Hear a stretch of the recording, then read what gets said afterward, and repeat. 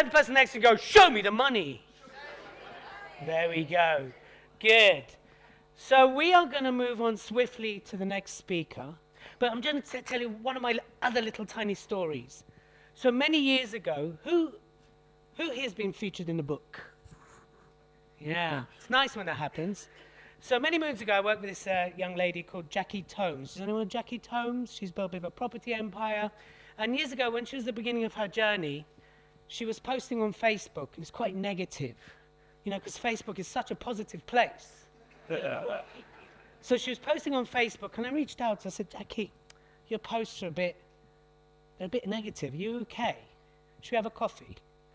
So she actually responded and said, yeah, sure. So I'm just checking in on you as a friend, at the time as a coach. Don't worry about it. It's not about me selling. Just want to make sure you're okay. And we sat down in Woolwich Arsenal. Who? Posh Woolwich Arsenal now? It wasn't back then. Anyway, we had a coffee. I said to Jackie, I notice you're on this amazing trajectory. What's going on? She's like, I don't have any time. I'm running around. I'm going networking. I'm doing talks. I'm going here. I'm going there. And she burst out crying. So I relate to that. Running around being busy. Who's busy being busy? But nothing's happening. She's like, oh my God. And I just went to her, Jackie, why are you doing this? Really? Oh, so I can have more money. And I said, okay, put that aside. Why are you doing this? And you know in that moment when someone has an epiphany and it really sinks. And she went full-blown tears. So I can do my nails. And I was like, wow. What does doing your nails mean to you? It means I'm taking care of myself. I'm looking after myself. I'm pampering myself. How many of you like to pamper yourself a bit more? Yeah. How many of you would like to kind of just have more time to do what you love to do? Yeah, fantastic. So, as we go out through today, revisit your why. Why do you want to speak? Why do you want to get on stage? Why do you want more bookings? Is more bookings the right thing, or is it better bookings? Maybe revisit your why. And always have a look at your nails, right?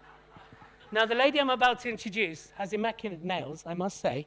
One of the first things we said when I spoke to her yesterday, she was like, I'm human again, I've done my nails. So let's bring her up. Lovelda Vincenzi is a professional MC, moderator, and speaker who has been hired by brands such as Nissan and Moët Hennessy. Lovelda has facilitated conversations with icons such as Tom Daley, Monica Lewinsky, no, she cannot confirm nor deny such accusations, and Paul Polman. She is also on a mission to support women in building a thriving speaking business. Shocked by the gender disparity on influential stages, she launched courses and mentoring service to drive change. Lovelda teaches confident female speakers to become sought after and well paid. Her clients often double their speaking income and gain recognition as field influencers. Ladies and gentlemen, Lovelda Vincenzi!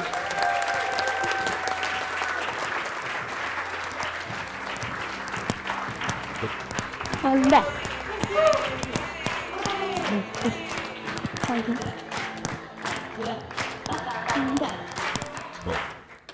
Hey peeps, how you doing? Now, I don't know about you, but my careers advisor never told me that speaking could be a career. Did they fail to tell you too? Never heard it. But yet, in August of 2018, I had the audacity to quit a well-paying sales job to go out and take this hobby that I'd been dealing with called speaking and try and see if I could turn it into a career. Now, all of this came off the back of a single inbound inquiry. So call me stupid, huh? One single inquiry that came in via LinkedIn. And when I had a look through LinkedIn, I mean, Maria's just talked about how important it is. I was looking to see, who do we know? This person's come in. They're based in Paris. They're talking about an engagement with 3,000 people. I'd never heard of the event, but the website looked darn legit. And I didn't know, we had nobody in common. Absolutely nobody in common. And so I thought, well, hold on a minute. It sparked a thought. If these people could find me, because up until then I'd done local stuff, right? And I love traveling. Who here loves to travel, right? especially on somebody else's dime, right? They're going to pay the bill. So I had this thought, hold on a minute, is it possible to travel the world, meet interesting people, and be paid for it? So I set off on an experiment to figure out if this was indeed possible. And I'd say 6 years later, my biggest gig today is £34,000. I've worked with some incredible brands. So I've worked with Nissan, I've worked with Moët Hennessy, I've worked with Roche-Posay. I've introduced some really incredible names. So I think I could say that experiment has proven to be a successful one. Yeah, isn't it? That being the case, as with all of these things, you win some and you get some lessons, right? You want to say, hold on a minute. All right, here you go. It's a stud. There you go. All right, we've won. This is better, right? So, as is normally the case, you win some, sometimes you get lessons. And there was a lesson in particular that sticks in the back of my mind to the point where, you know the ones when you recall it, you can still feel it in the pit of your stomach. Those ones where you're like, oh, that was not a very good one. And there was a morning I woke up, and I woke up with that feeling that something was wrong. You know when you just kind of like, oh, I don't know what it is, but something's not quite right here, right? It was just right in the back of my mind. So I knew it so much so I dare not look at my phone until I had my morning coffee, because generally I'm not particularly human without it, so I needed to prepare myself. So I had the coffee, and then I braced myself to check the phone. And there it was, an email from my speaker bureau saying, Lovelda, we need to talk about Trump's announcement last night. The date was, and I remember it, the date was March 12th. The year was 2020. What had happened was that I had spent, because I quit my job, right, and I needed to make the speaking thing work, I had reached out to around about 1,000 event organizers. I had spent 6 months diligently following up with one in particular, and I'd closed what for me at the time was the gig of a lifetime. I was going to be moderating the Traffic and Conversion Summit in the US. It was my first US gig, and it was the biggest engagement I got to that point. And because of this call, it was now illegal for me to travel to the US, and the gig was cancelled. So that was 1,000 outreaches, 6 months of diligent outreach, the gig of a lifetime, gone. Now, it was a bit crap, not only because basically I'm a speaker and it's now a flipping pandemic, and let's just face it, that was not the best of times for any of us. I mean, some of us really thrived, but it was tough for a moment there. And I remember thinking, I've done everything right. I've started this business, I've done everything right. These odds are ridiculous. 1,000 cold, do you know how much effort it is to get up every day and reach out? It was like 100 people a day I was doing, because I was doing all of the right things that I thought I needed to do. All of them, and I hated it. I'm not somebody who's great at cold outreach. It doesn't feel good to me. If I could show you some of the comments I got back at times as I was learning, right? So I'd done all of the right things. I'd worked really hard. It hadn't felt great. And the odds of 1,000 to 1, that's less than 1% conversion rate. I thought, I can't continue like this. I thought, there's got to be a better way. There's absolutely got to be a better way than this. Because if this is what speaking looks like, I need outs. If this is how we get gigs. So I stopped cold outreaching altogether, because it didn't sit well with me. It was not a comfortable feeling. I thought, I'm not going to do any of this, and we'll see what happens. Wow, surprise, surprise. The same as that first inbound gig, they kept coming.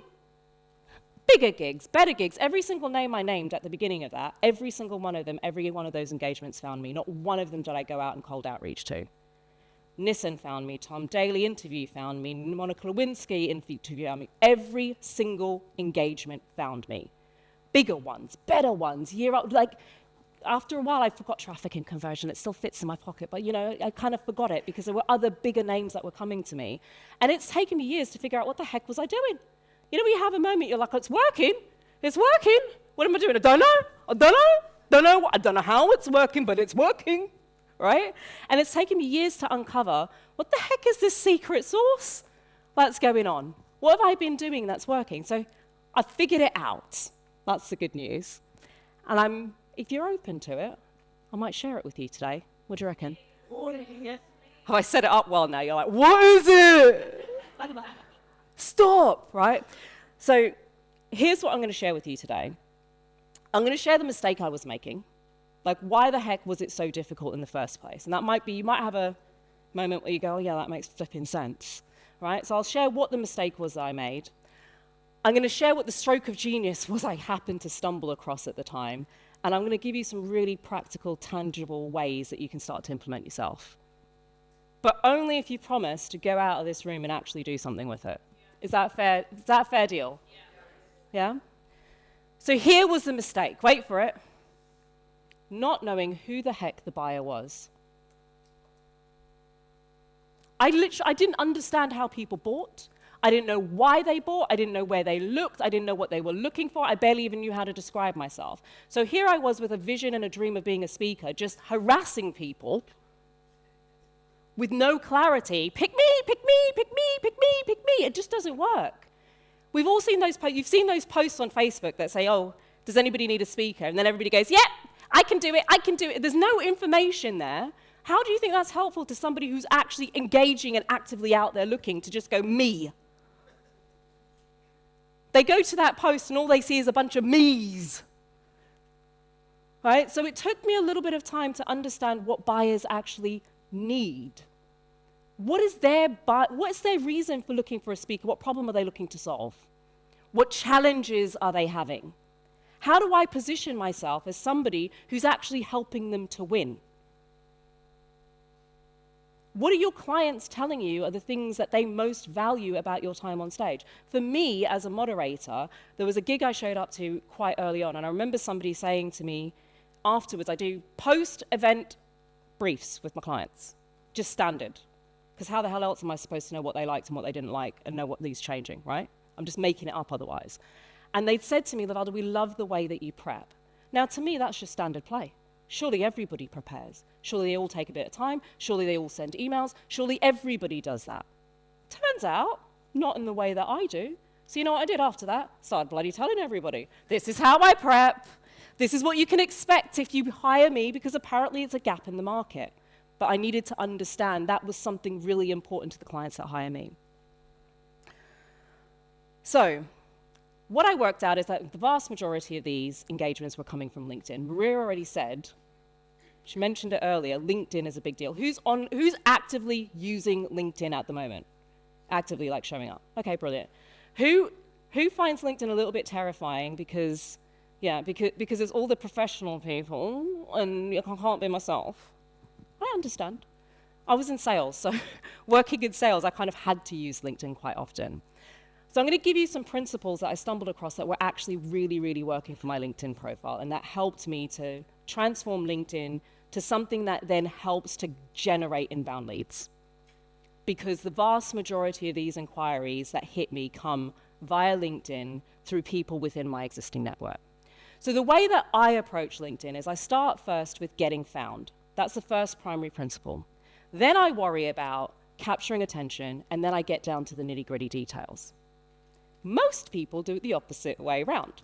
What do they start with? How do I write my bio? Let me write really cool stuff in the bio. Well, that's all really great, but you can have all the right text, but if nobody can flipping find your profile, it's irrelevant.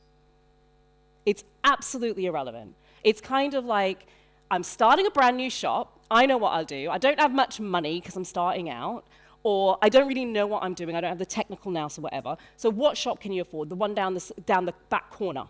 Right? So you set it up amazingly, but no foot traffic, so you get nobody coming in. So it doesn't matter how epic the shop is. Nobody knows it exists. If your LinkedIn profile is not optimized for search, your first connections can't even find you. First connections. These are people who you might even know you personally that are looking for speakers who do what you do actively. There's a busy marketplace out there, they're searching. And you come up nowhere in the search. So you may as well be invisible. So the first thing is get found, right? Secondly, when you get found, that profile better capture somebody's attention, because otherwise it's the equivalent of me saying to my mate, you know what, I'm really looking for a great plumber. And they say, I know one. I know a great plumber. They put me in touch, and I go and look up the plumber, and all I see is accounting services. And I'm thinking, but I wanted a flipping plumber. Accounting services, right? So what happens then is there's a disconnect, and I kind of go, oh no. It's like the shop you open, the window dressing looks really good. You step in and you go, oh no, that's not really what I wanted, and you walk straight back out again. So if you don't want people bouncing off your profile, then when I land on it, it damn well better tell me you speak. It better shout speaker. I don't want it hidden. If it's hidden in words, people don't have time. It's not their job to figure out if you're available, if you're the right fit. People don't have time. There are tens of thousands of speakers out there. They'll bounce to the next one. It's so much easier to go back. Who else came up on the list? So this is particularly important for those of you who might have multiple angles to your business. And you go, why am I not getting the speaking? Because they jump on your profile and you don't look like a speaker. You look like a coach. You look like a consultant. You look like a trainer. They're looking for a professional speaker and they don't want the risk. And right now, you look as if you're working out. And they don't have the time to help you figure that out because they have a very important engagement. As an organizer, the other side of the fence, the biggest thing event organizers want is to de-risk their event. I don't want to take a chance with my stage. That's my reputation. That's all the guests I've got to deal with who's complaining. That's the sponsors who are complaining they didn't get. I don't want to take a risk. If it looks like I've got to fill in the gaps, I'm moving to the next person. And so if I land on the profile and then it looks like something different from what I was looking for, I'm moving to the next one. And only if A, I can find you, B, it looks like the right fit, am I then going to bother to read the details? I can see Maria like, Because otherwise I don't have time. It's no different to a job interview. 15,000 CVs come in. If the front page looks like a mess, you just bin it next. Bin it next. I don't have time to figure out who you are, what you do, but that's your job. It's your job as a speaker to figure out who you are, who your audience is, and market correctly to them. So all this to say that as a speaker, people need to find you. First and foremost, they absolutely need to find you. All of those assets, all of the amazing stuff that you're doing, if it's in your head, if it's hidden on a hard drive, it makes no flipping difference at all. If you have not yet taken a moment to sit down and go, the people I work with, I've got amazing TEDx, great, where's it on your LinkedIn profile? If I went on your profile today, am I going to find one asset on that profile that proves you speak? Because if I don't, I'm moving to the next one. Don't tell me you're a professional speaker, but I can't find a darn video of you speaking on your LinkedIn profile, because I don't believe you. There's a disconnect. I don't believe you. Because if you were a professional speaker, what would I find on your profile? Video footage, photographs, testimonials. I'd see a whole pot of history of all this speaking that you've done. But there might be other things too. You can still have your book and your coaching services and your mentoring services and consulting services. All of those things could be there, but I'm not going to believe that you speak professionally unless it's front and center. So you're going to need to optimize your profile, and this in and of itself is the biggest undervalued tool that I see for speakers. Biggest. I have made just this change with people's profiles, and within a month they start getting inbound inquiries. So we cannot afford not to optimize our profile. Unoptimized profiles cannot be found. They attract the wrong type of traffic. If you're constantly getting people asking you to pay to be on a stage, it's because your profile ain't optimized or you don't look like you speak professionally. That's why they're coming to you. And they're hidden from your target market. People simply cannot find you. Whereas optimized profiles do the complete opposite. They're leveraged for search. They are discoverable by your connections, and they target your target audience. So you've really got to take the time to make sure that you've done this properly. And they will generate qualified leads.